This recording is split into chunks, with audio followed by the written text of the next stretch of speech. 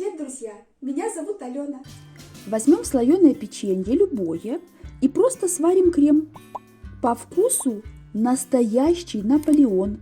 Никто не догадается. В кастрюлю с толстым дном вбиваем 2 яйца. Можно прямо из холодильника, но лучше комнатной температуры. Всыпаем сахар и взбиваем все вместе венчиком 1-2 минуты. Миксер нам здесь не нужен.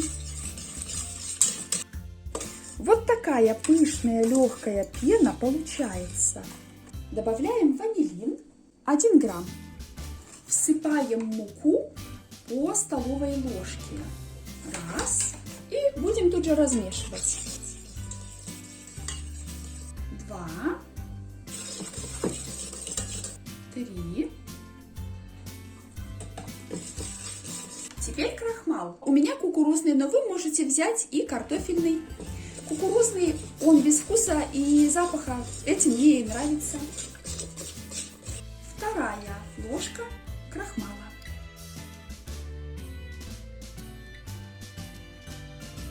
Молоко. Вливаем струйкой постепенно и тут же размешиваем венчиком.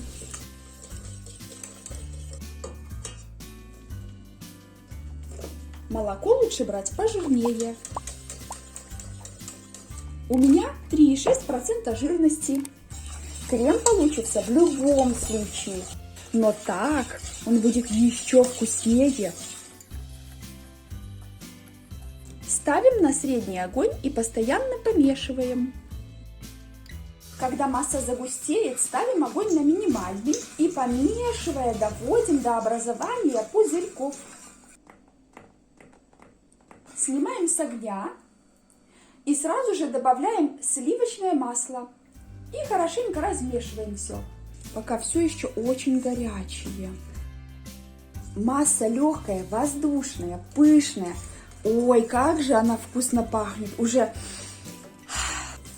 хочется ее начинать кушать ложкой.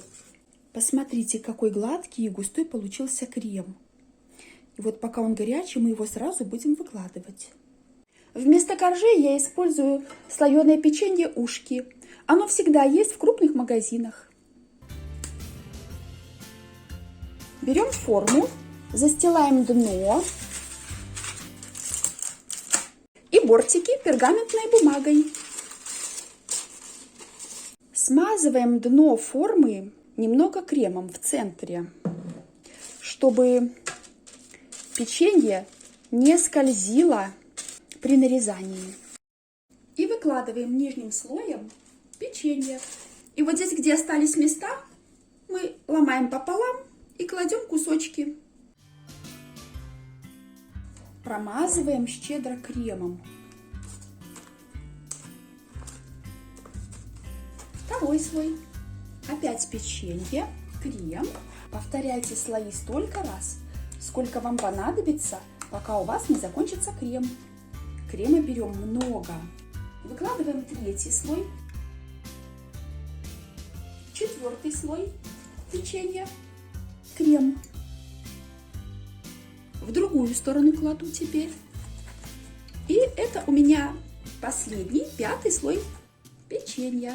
Форма у меня диаметром 22 сантиметра. Оставьте пару печенюшек, чтобы на следующий день сделать красивую обсыпку тортика. Вот таких ушек у меня пошло 10-11 на 1 слой. И крем. Тортик получается высокий, поэтому бортики из пергаментной бумаги здесь просто необходимы. Приготовим крошку.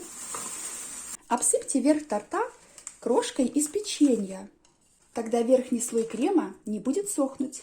Можно также поприжимать лопаткой и отправляем в холодильник на ночь. На следующий день достаем торт. Видите, я держу весь торт вот на этих боковых краях. Вот они. Обсыпаем торт крошкой из печенья.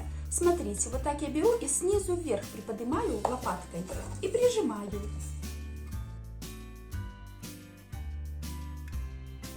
Все слои торта полностью пропитались, и вы можете насладиться нежнейшим Наполеоном и своим свободным сэкономленным временем, без выпечки.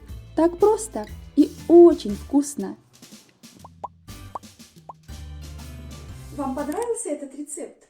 Ставьте лайк, пишите комментарии и подписывайтесь на мой канал. Пока-пока!